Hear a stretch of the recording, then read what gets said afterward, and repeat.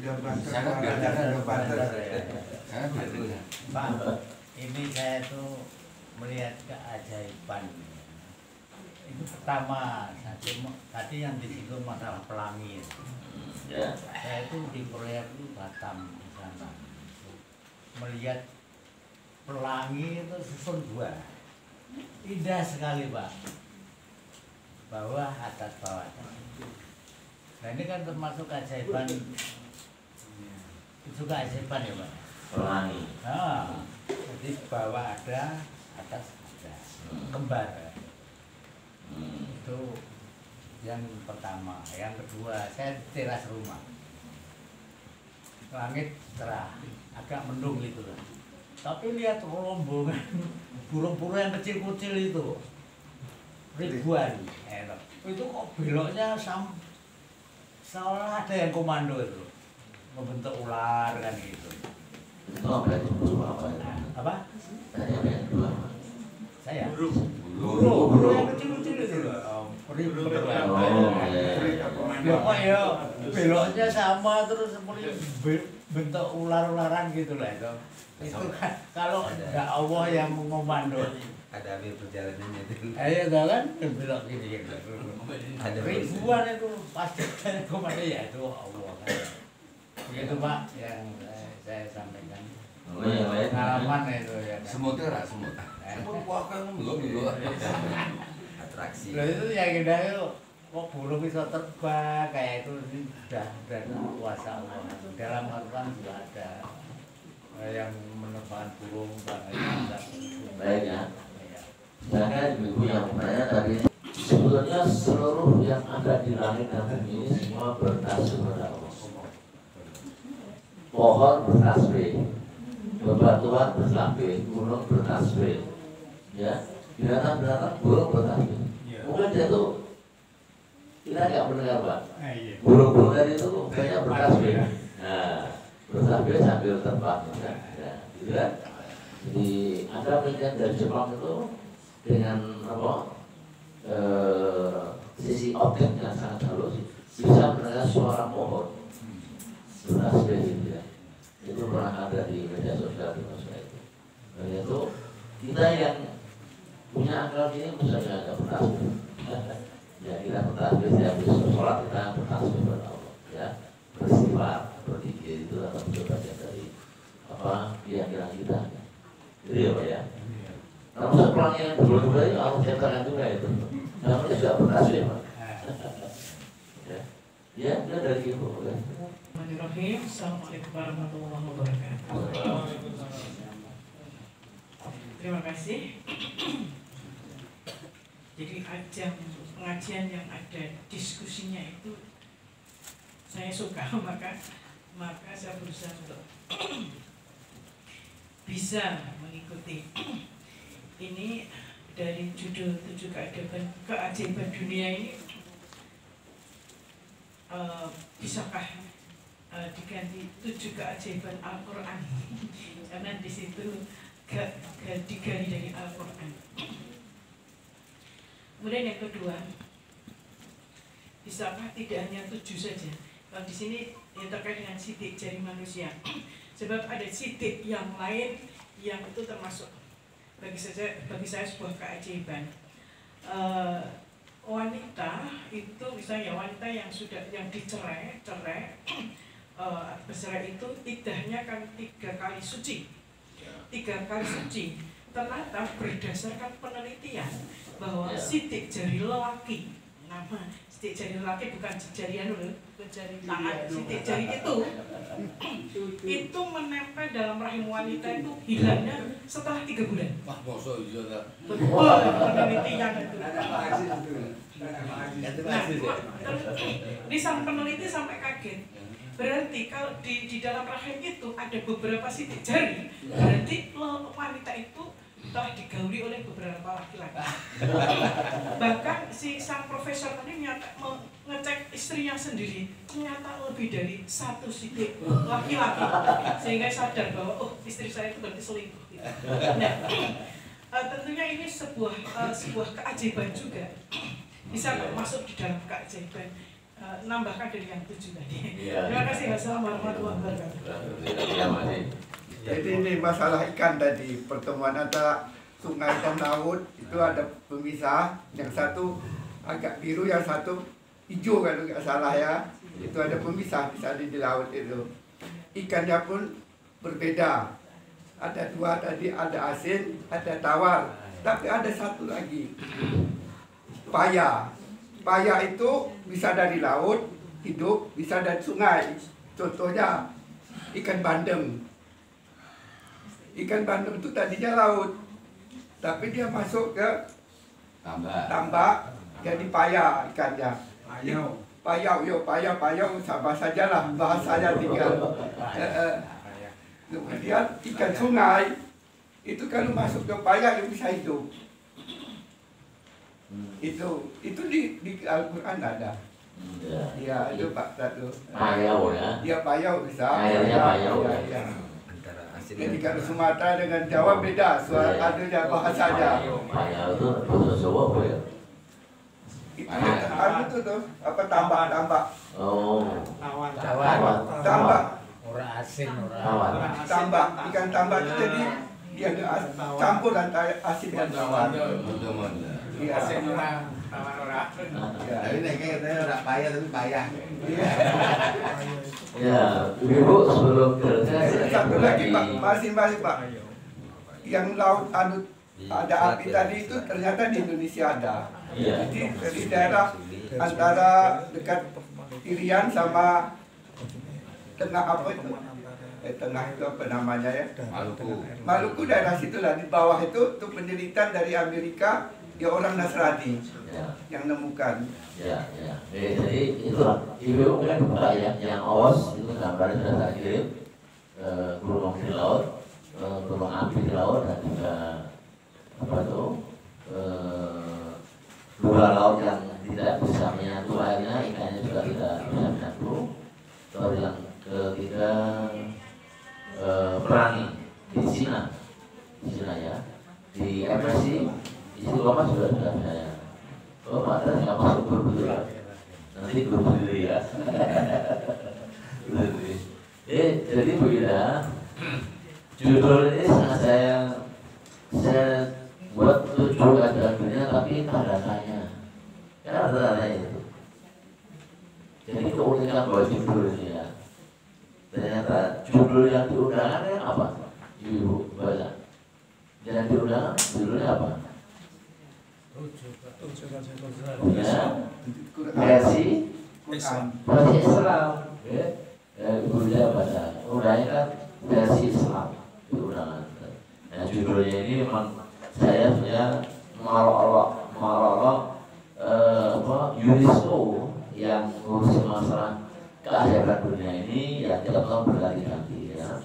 Ini gak ada apanya, kita saya ngolol atau berangkat ciptaan manusia, yang buat manusia budaya ya.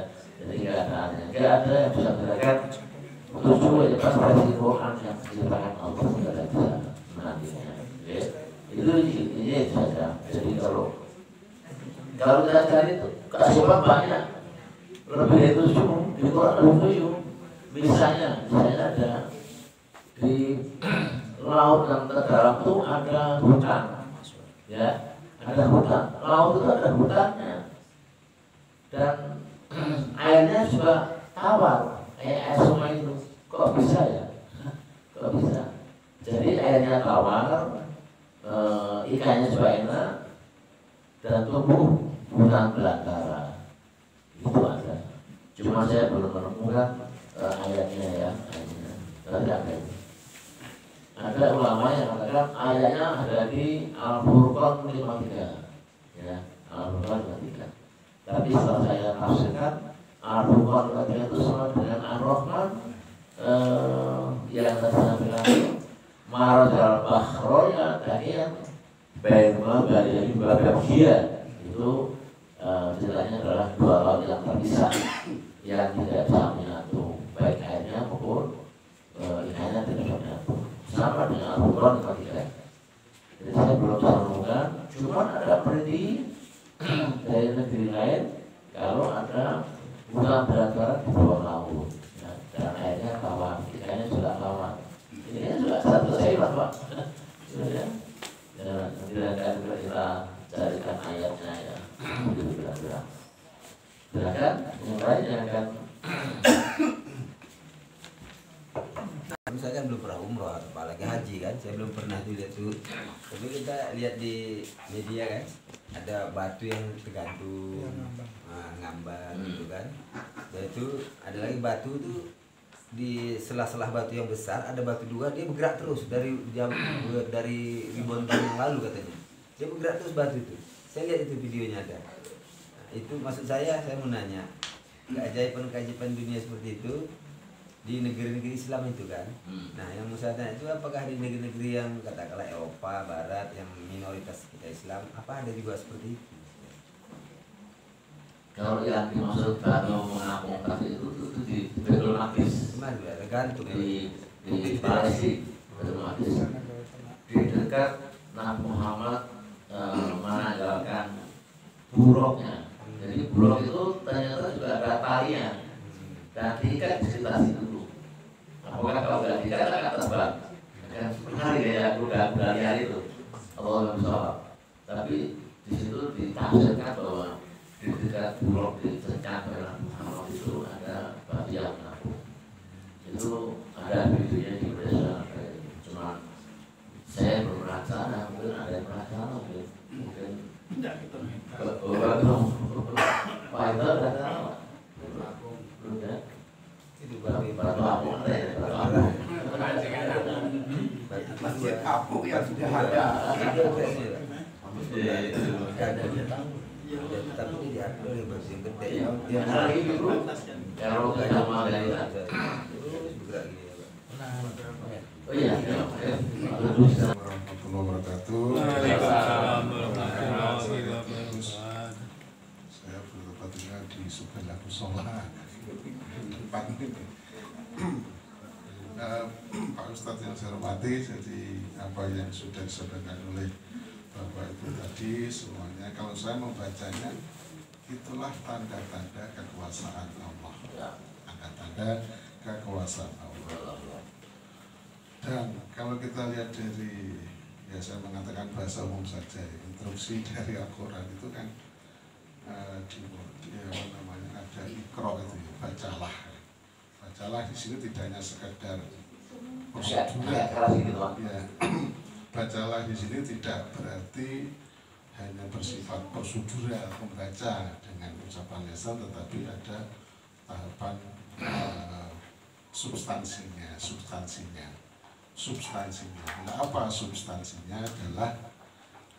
Substansinya adalah untuk meningkatkan keimanan kita setelah kita mengetahui tanda-tanda kebesaran Allah. Itu jadi ya ini bukan pertanyaan, ini sebenarnya hanya mungkin menambahkan statement aja Pak Ustaz.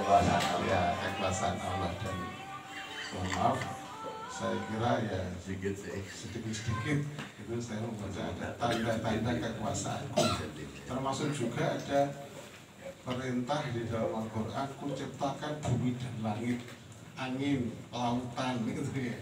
Nah, itu kan sebagai tanda-tanda kekuasaan Allah, kebesaran Allah berkaitan dengan masalah yang kita diskusikan pada malam hari ini. Itu yang pertama, ini yang berupa pernyataan saja. Kemudian yang kedua, Pak Ustadz yang saya hormati, jadi kita ini memang kalau kita turkan atau kita mensikapi adanya suatu fenomena kenyataan seperti ini memang manusia itu memang tidak sejauh itu untuk memahaminya, maksudnya tidak ngerti kepada substansinya. Itu intinya begitu. Saya kira itu aja. Apa yang disampaikan Pak Guru di surat Al-Hadis, Bismillahirrahmanirrahim. Walani khalaqas samawati wal ardi wa ma bainahuma fi sittati ayyam tsumma istawa 'arsy. Maksudnya Allah itu ciptakan bumi, langit dan seluruh isinya di antara keduanya. Kemudian Allah naik sumastawa Allah naik Sumastawa. Singgasana. Sumastawa itu kayak tangga ya, yang di langit ke-7 juga utara itu kayak tangga. Benar di segala Sumastawa as. Allah itu ada di as. As itu yang paling tinggi, gak ada lagi yang di atasnya as. Jadi di antara langit 1 sampai 7, langit 7 itu ada Sidratul Muntaha, di situ disimpan Lauh Mahfuz, di situ ada Masjid Baitul Makmur, di mana ketika Muhammad itu sedang Mi'raj ada Ibrahim dan saya lihat seperti Pak Haji Omar ini, saya lihat ini itu Nabi Ibrahim. Nah, dari itu, kemudian Jibril silakan, ya Muhammad silakan orang itu bisa bertanda. Oh itu ya, oh itu. Aku harus kemana ya, aku takut nggak bisa, gitu kan? Muhammad, oh enggak, aku nggak diizinkan. Kata Jibril, hanya engkau yang diminta pada ke Asia Allah. Sumastawa, Asil. Jadi hanya Muhammad. Dan dia sudah sampai ke Asia Allah, Nabi dan hubungan melihat suasana yang begitu indahnya, menakjubkannya, sehingga terbingung-bingung Nabi di situ. Bingung karena dia suasana itu tidak pernah ada. Ya. Itulah suasana di mana Allah bersinggasana di arsy Allah, di atasnya Sidratul Muntaha. Pak, Nabi kok bisa tahu itu Nabi Idris, Nabi Musa, padahal kan belum pernah lihat. Nabi Muhammad itu loh. Oh ini Nabi Idris, ini Nabi Musa, padahal kan nggak pernah lihat. Ketika Nabi itu berisra dari Baitullah ke Baitul Maqdis, ya, seluruh Nabi yang jumlahnya 313 itu semua ikut sholat. Apa cukup Baitul Maqdis untuk sholat 313.000 Nabi dalam itu nggak cukup. Tapi itu adalah gaib, benda gaib. Ya, gaib Nabi bisa melihat semuanya itu. Yang gaib itu Allah bukan Nabi itu melihat semuanya. Wajahnya Musa, lihat semua itu dia sebenarnya. Surga neraka itu gaib, tapi Nabi Muhammad yang melihat tidak Mi'raj. Ya, itu karena Allah membukakan rasa. Itu hanya manusia pertama yang ada di Sidratul Muntaha dan masuk ke Arsy Allah. Mulai itu tidak ada satu pun yang naik ke Arsy Allah. Kalau Allah beritakan ya dia berfirman kemudian mendengar suara mereka di Sidratul Muntaha, pusatnya para malaikat bersuaya di Baitul Makmur, ya. Jadi di atasnya Baitullah itu ada masjid namanya Baitul Makmur. Ya. Atur, wa kita bil masrur, gitu. Biraqil mansur, wa Baitul Makmur. Nah, di atasnya ada Baitul Makmur. Jadi Baitullah itu tercetak di situ karena di bawahnya Baitul Makmur. Nggak mungkin anak dimasukkan di Jawa Tengah. Kita nggak di bawahnya tegak lurus Baitul Makmur. Baitul Makmur titik bawahnya itu adalah di Baitullah itu. Baitullah itu sudah ada di zaman zaman sebelum ada makhluk itu Allah sudah mengambil titik di sini. Jadi yang menangkap batu Prato semua tidak ada betul Baitullah itu tidak. Yang kita kenal hanya Ibrahim alaihissalam. Itu kan menyempurnakan.